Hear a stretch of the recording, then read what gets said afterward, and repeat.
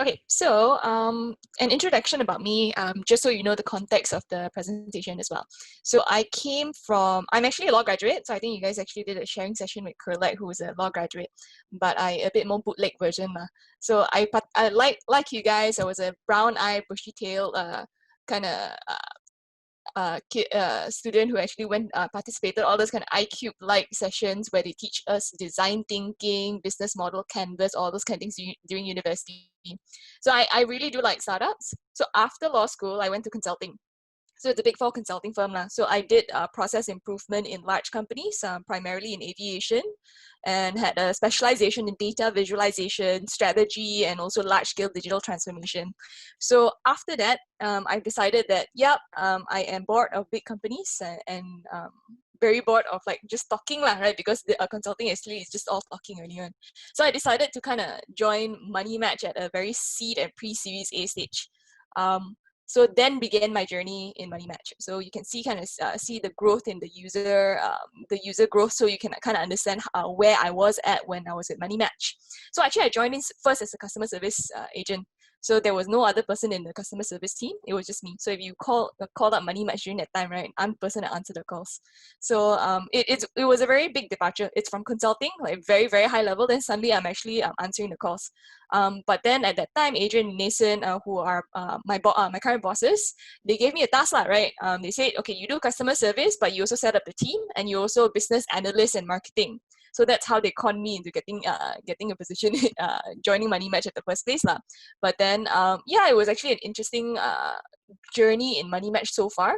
It's from customer service, I think about 1 year-ish, went to growth, still maintain my business analyst, marketing, and all those kind of things when I'm in the growth growth team.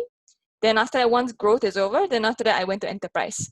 So my journey with MoneyMatch is not very linear. It's always a very lateral growth, meaning I go from business units to business units because I have a background in process improvement and process setup.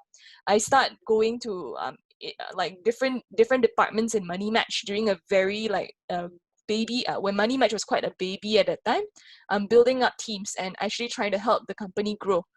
You will see that when I was in customer service and growth as well, I still played a very big role in marketing and all the kind of projects as well. So right now, what am I doing is actually enterprise. It's actually product slash enterprise. So because we've had a relative right now where we are is our remittance business is relatively stable. So what I'm going to is actually I'm just building a new vertical for MoneyMatch, and also I'm looking at new business ventures. This puts a backdrop as to what I'm going to talk about next. It's because I joined MoneyMatch at a pre-seed stage over here, so a little bit earlier than Alex and Hadi. Whereby everything was, it was an interesting perspective for me because I came from consulting where everything is a little bit high level, and also coming from all the boot camps that you guys see, the business model canvas, your design thinking theories, all those kind of framework, right? We've already passed that. So the question for me was, since I'm here, right, how do we actually bring this startup from where we were at 5,000 to where we want to go? Like we want to have like lots and lots of users. The question was, how do we get there? So when I joined, so you see my background right over here. When I joined here, seed and pre-series A, I joined around here. So it was just after we got the sandbox and all those kind of things. This is where I started becoming customer service and all those kind of things. The timeline is like this, right? So at pre-series A, we got licenses here. Here are the more hard timelines. But what happened was over here is where we got the process of what we did was over here, the growth hacking, which doesn't actually show over here. So my talk will essentially be talking about my 3 key lessons. Then I think it's more conversational. So I think if you guys can ask a bit more Q&A also. So my key lesson number 1 actually, right, is building a base is not, it's all about growth hacking and not meant to be sustainable. So coming from a background when I came to MoneyMatch, coming fresh from EY, and I worked very closely with Adrian, who was our CEO at that time, to kind of just build a base. At that time, it was 5,000 odd users, not a lot of people. So at that time, I came in with the mindset, I had to be data driven. All my marketing decisions have to be based on this analysis, that analysis. Adrian and I were at loggerheads, right? I was a very stubborn girl. He would tell me, don't talk about all this. Basically, he wanted me to send out SMSs with discount codes. My argument was that it was not sustainable. So at that stage, right, from 5,000 to 10,000, my key questions were, it instead of leveraging on like, we hear theories about like we have to be apply design thinking and be lean and all those kind of very high level theories. But when you're moving from 5,000 to 10,000, or at the very least trying to get a base up, your question is very far away from that. It's a lot about growth hacking, and those kind of questions, right, becomes very menial questions like, where do you find your customers?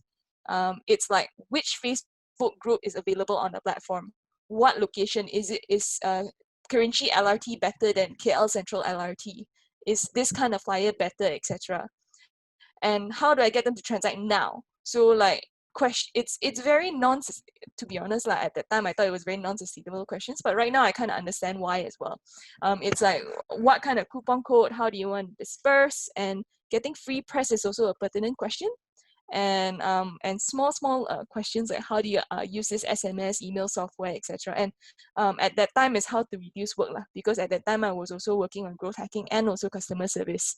So during that stage from 5,000 to 10,000, right, our key observations, right, is actually when you run your experiments, you actually have to you have to actually expend quite a lot of money to go against conventional wisdom, which may or may not work out.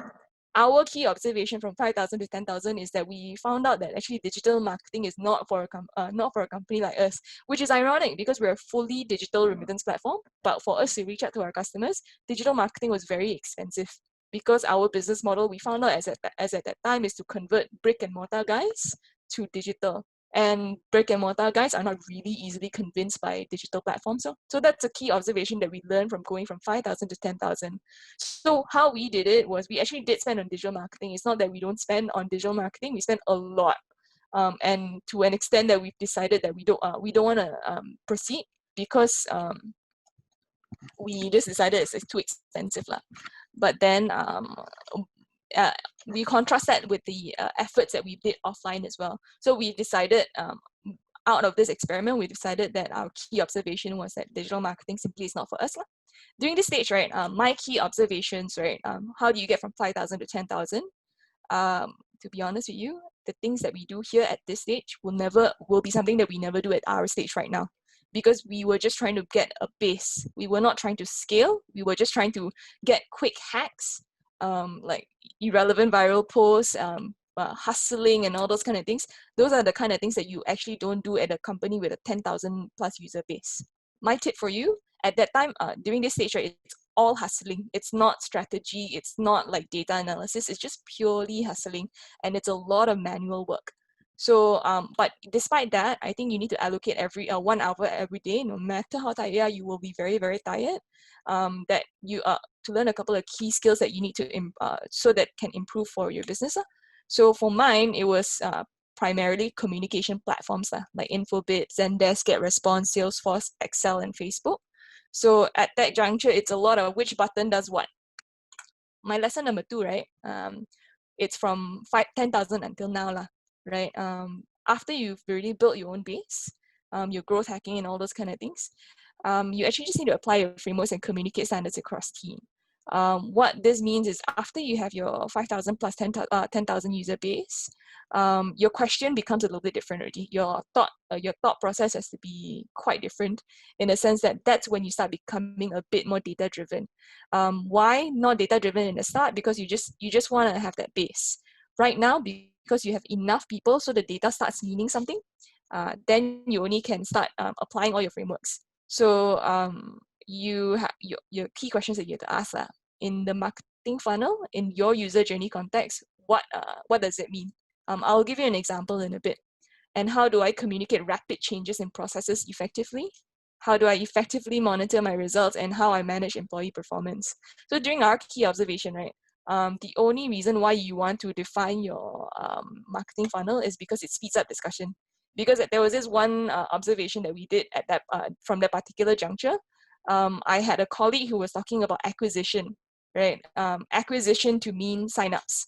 But when you talk to me about acquisitions at that particular time, I thought I said acquisitions as first time transacting users. So that the tangent of definition becomes very different. So we were talking about acquisitions versus her definition of acquisition was very different from my acquisition. So we went on 1 week talking about acquisitions. Then I realized, oh shit, she's actually talking about different kind of acquisition. So as long as you define that term early on, then you can save a lot of time. How we did it, is like acquisition and activation as first time transacting user. I'll show you the funnel in a bit.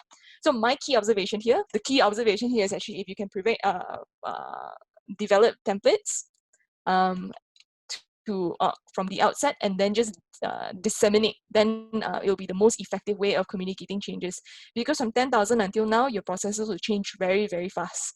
It will be in a span of weeks, not necessarily months, because in larger companies, it's usually months. But in companies of our scale, your processes change from, ideally, it shouldn't be every week, but the timeline is measured in weeks. So I think when you guys go through the boot camps, right, you always have this kind of funnel, the AARR framework, your acquisition, activation, retention. So I think if, let's say, once you get past your your baby phase, right, when you want to start actually scaling, look at this funnel, and then you start comparing it against the user journey, what it means to you. And then that kind of framework has to be disseminated across all your business units.